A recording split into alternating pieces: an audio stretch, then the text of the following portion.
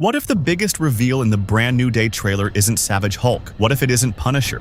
What if it isn't even Sadie Sink's mysterious character? Because buried underneath all the action, all the swinging, and all the explosions, Marvel may have quietly revealed the real threat of this movie, Peter Parker himself. And once you start connecting the clues, this trailer becomes a lot darker than most fans realize. Let's break it down. The first thing that immediately stands out is how little Marvel wants us focusing on Sadie Sink. Think about it. In the entire trailer, we barely get a proper look at her. No clear introduction, no major dialogue scene, no obvious villain reveal, just a few quick glimpses. And that's exactly why she's probably the most important character in the entire movie. Because while Marvel barely shows her face, the trailer keeps showing us the effects of her powers. People freezing, people losing control, chaos spreading through New York. And somehow, Spider-Man is immune. That may be the biggest clue in the trailer. We already know Peter's spider sense isn't a normal ability. In No Way Home, even after Doctor Strange separated Peter's soul from his body, Spider-Man's body was still reacting on its own. His spider sense continued functioning even when his consciousness wasn't fully connected. That moment proved something important. Peter's spider sense operates on an entirely different level. So if Sadie Sink's character is attacking minds,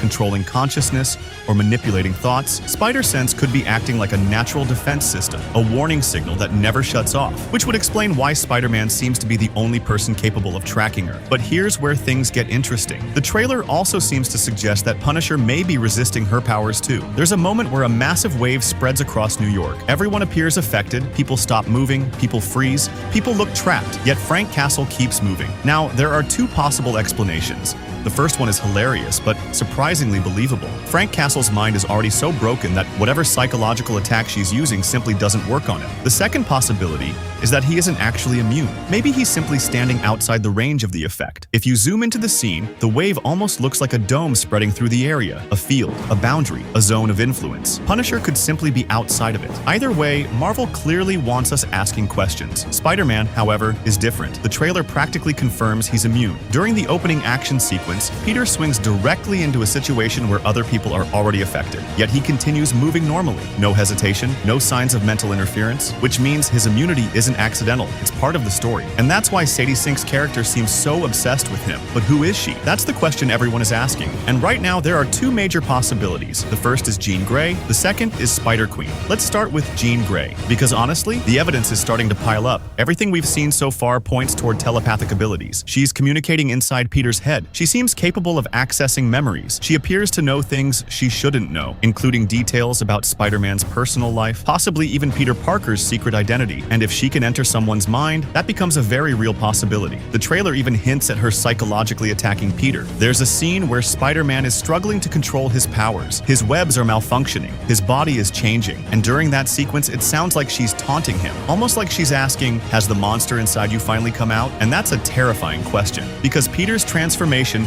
appears to be getting worse throughout the trailer. Which brings us to Hulk. Because I don't think Savage Hulk's return is an accident. I think Sadie Sink may be responsible. We see Bruce Banner's gamma suppressor fail. Immediately afterwards, Savage Hulk emerges. But something feels off. The dialogue, the timing, the setup, everything suggests someone may be manipulating Banner from inside his own mind. Almost like they're unlocking the monster he spent years suppressing. And if Sadie Sink truly has telepathic abilities, Bruce Banner becomes the perfect target, because nobody has a bigger monster trapped inside them than Bruce. There's another strange detail. The Hulk shown in the trailer doesn't look quite right. Yes, he's green, but the color feels different, less natural, almost artificial, like a visual effect intentionally altered for marketing. And here's where things get weird. Sony launched a promotional spider tracker website alongside the trailer, and in one specific piece of promotional footage, Hulk appears gray, not green, gray. The difference is impossible to ignore, which raises a huge question. Is Sony hiding Hulk's final design? Wouldn't be the first time. This is the same studio famous for fake trailer shots, fake edits, misleading marketing, and massive surprises. So don't be shocked if Savage Hulk looks completely different in the final movie. What concerns me more is how Hulk is being treated, because yes, Savage Hulk looks awesome. Yes, the thunderclap scene looks powerful. But let's be honest, Marvel has spent years using Hulk as a punching bag to make other characters look cooler. Tony Stark beat him, Thanos beat him, and now there's a real possibility Spider-Man beats him too, which would be disappointing, because Savage Hulk should feel terrifying, not like another obstacle for Peter to overcome. At the same time, the trailer hints that Sadie Sink's character may possess telekinesis as well. There's a moment involving a tank that looks suspiciously connected to her actions. Objects appear to move without direct contact. Things react around her. And if she has both telepathy and telekinesis, well, that's literally Jean Grey's power set, which only strengthens that that theory. Even her costume colors seem suspicious: green, yellow, shades commonly associated with classic Jean Grey designs. Everything lines up, almost too perfectly, which is exactly why I'm still not completely convinced. Because Marvel loves making things look obvious before revealing something else, and that's where another possibility enters the conversation. But if Sadie Sink isn't Jean Grey, then Marvel may be hiding something even stranger. One theory that keeps getting overlooked is Spider-Queen, and honestly, the more you look at the trailer,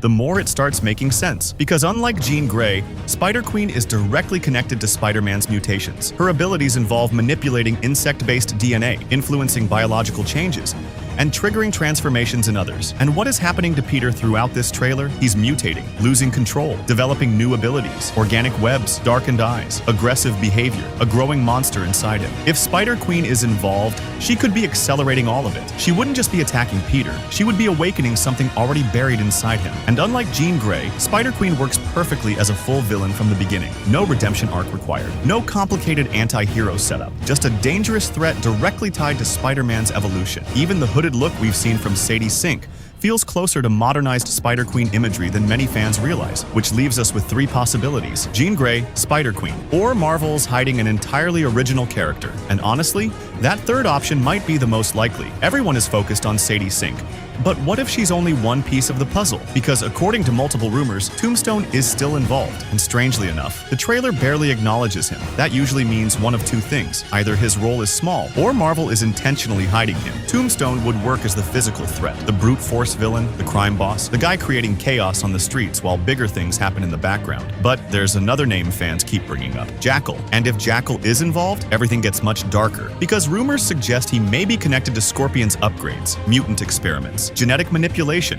and potentially even Sadie Sink's character. If that's true, then Spider-Man isn't dealing with one villain. He's trapped in the middle of multiple connected threats: a criminal war, a mutation crisis, and a psychological nightmare all happening at once. One detail I can't stop thinking about is Bruce Banner's gamma suppressor. Marvel puts surprising emphasis on it throughout the trailer, almost too much emphasis. Peter specifically talks about controlling mutations, separating the good parts from the dangerous parts. Bruce explains how he manages the Hulk, and the suppressor keeps coming up. That feels deliberate, because if mutants are entering the MCU, technology capable of controlling mutations suddenly becomes incredibly important. What if Banner's suppressor becomes the foundation for future anti-mutant technology? Imagine organizations studying it, reverse engineering it, transforming it into devices designed to control mutant abilities. That would perfectly fit future X-Men storylines, and it would explain why Marvel keeps drawing attention to something that seems like a simple Hulk gadget. Now let's talk about one of the coolest behind-the-scenes reveals: Spider-Man and Punisher arguing. Not fighting, arguing. Apparently the actors even improvised parts of the scene. And honestly, I think I know what's happening. Because throughout the trailer,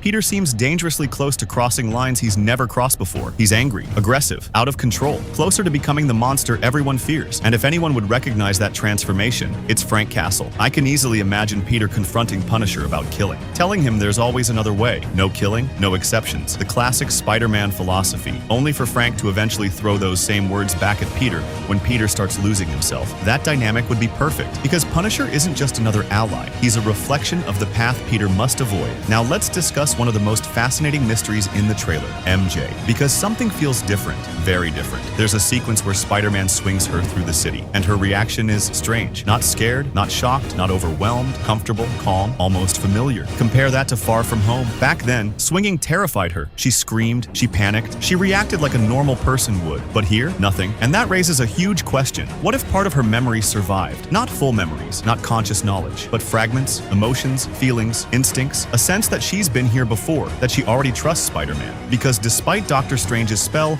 memories aren't always erased perfectly. Sometimes traces remain, and Marvel may be quietly teasing that possibility. One thing fans need to remember: never trust a Sony trailer. Seriously, this studio has a history of fake shots, altered footage, missing characters, and misleading edits. We've seen it before, we'll see it again, which means some of the biggest reveals in this trailer probably aren't even visible yet. There could be hidden forms, hidden villains, hidden mutations, entire sequences we're not seeing. And that's exactly why this movie has become so difficult to predict. The deeper I look into this trailer, the less I think this movie is about fighting a villain. I think it's about identity, control, transformation, and the fear of becoming something you don't recognize anymore. Peter is changing, his powers are evolving, his emotions are becoming harder to control, his relationships are being tested, and every clue points toward one terrifying possibility. The greatest threat in Brand New Day may not be Sadie Sink. It may not be Tombstone. It may not even be Savage Hulk. It might be whatever Peter Parker is turning into. And if that's true, Marvel could be setting up one of the darkest Spider-Man stories we've ever seen on screen. But now I want to hear your theory. Who do you think Sadie Sink is really playing? Jean Grey, Spider-Queen, or someone completely unexpected? And what do you think Marvel is still hiding from us? Drop your theories in the comments, because